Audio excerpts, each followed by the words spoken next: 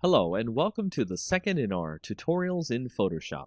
This time we'll start by showing off some of the most common Photoshop selection tools. First, make sure you have your Photoshop open and a document ready. As you can see, we've got our document ready and can now select anything on the image. Selection tools help you pick and choose what you want out of the image you're currently editing. We'll start by using the rectangular selection tool you'll see here. By selecting the rectangular selection tool, you can click and drag a selection of any size you want on your image. This will allow you to select exactly what you want from the image, albeit in a rectangle or a square. This is the most common form of selection in an image.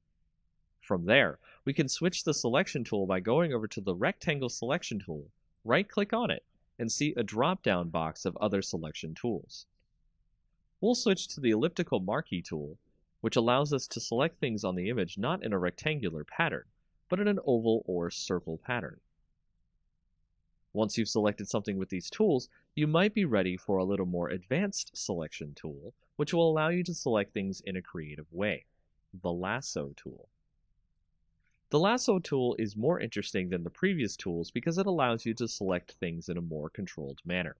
Your precise movement of the mouse while holding down the left mouse button will allow you to draw out a selection of your choice. As you can see, the tool allows us to create our own selection exactly this way, but it can be very messy if you don't have practice with it. The final selection tool we'll talk about that is common in use is the Magic Wand. The Magic Wand is a tool that allows Photoshop to think about what you're trying to select and select them as you click on the parts of the image with the tool. Observe. As you can see, the Magic Wand has allowed us to select only part of this image, not all of it. It would take many more clicks to get this image the way we wanted, so it may be time consuming.